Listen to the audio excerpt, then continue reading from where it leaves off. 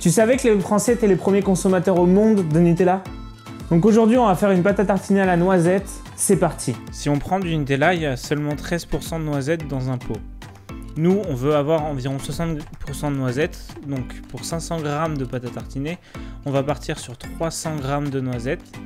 Ensuite, 150 g de chocolat noir à 70%. Dans ces 150 g, il y a environ 100 g de cacao et 50 g de sucre. Je vais en tenir compte pour le reste de mon calcul. 20 g de lait en poudre, 30 g de sucre de canne et une cuillère à soupe d'extrait de vanille. Et on arrive à 500 g de pâte. Pour cette recette, il va évidemment vous falloir un blender, c'est vraiment essentiel. Nous allons torréfier les noisettes afin de renforcer leur arôme et permettre, une fois chaudes, qu'elles libèrent plus facilement leur corps gras qu'il y a à l'intérieur. Pour ce faire, on va venir placer nos 300 g de noisettes entre deux papiers sulfurisés et les placer dans un four à 180 degrés pendant 12 minutes. Pendant que les noisettes torréfient au four, on va venir peser notre chocolat et le mettre à fondre au bain-marie ou au micro-ondes suivant ce que vous préférez.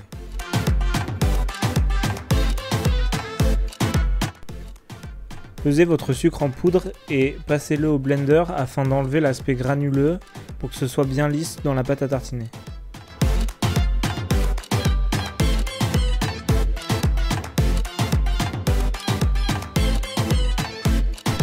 Après ça, on va venir placer nos noisettes dans le mixeur encore chaudes et lancer le mixeur.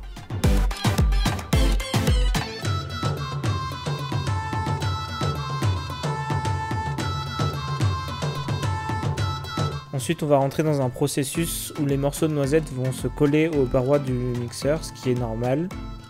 Il va falloir arrêter le mixeur, racler les côtés pour les faire retomber et relancer le mixeur. Ça devrait arriver environ 3 à 10 fois suivant le type de noisette et la concentration en corps graisseux qu'elle contient.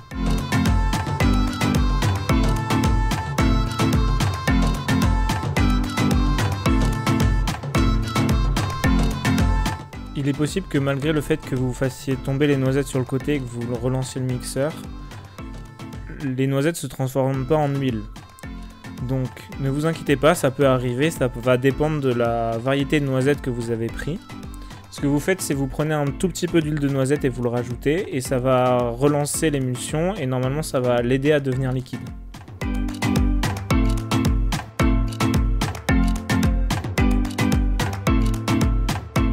Savez-vous que la création du Nutella était en partie due aux Français?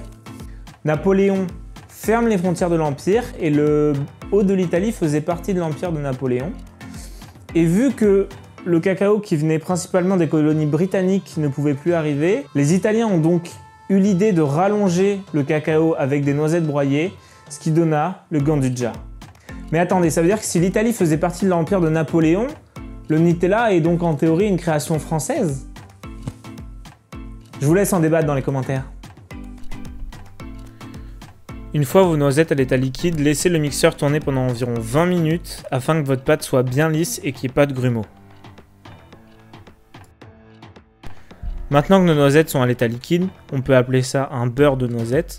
On va venir ajouter nos autres ingrédients, le chocolat fondu, le sucre et l'extrait de vanille.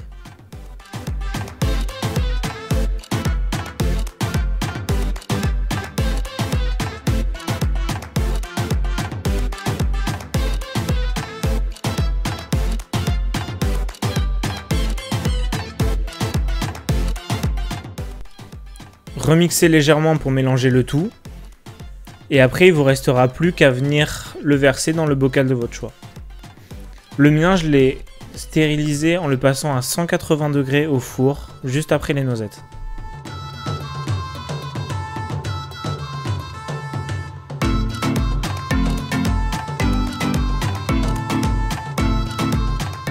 C'est le moment de goûter ce que ça vaut.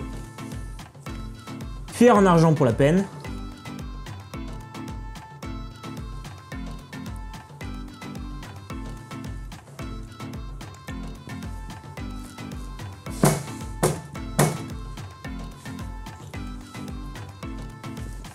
C'est de la noisette, il n'y a pas de doute.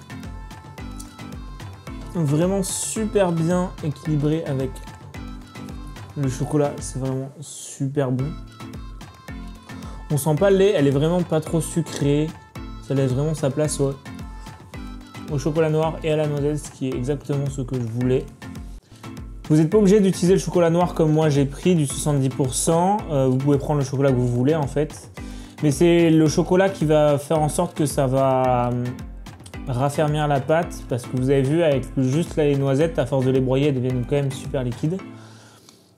Vu que j'ai mis du lait dedans, je le conserve au frigo. N'hésite pas à refaire ça chez toi, c'est vraiment une tuerie. Abonne-toi, mets un commentaire et un j'aime. Et je te dis à la prochaine. Ciao!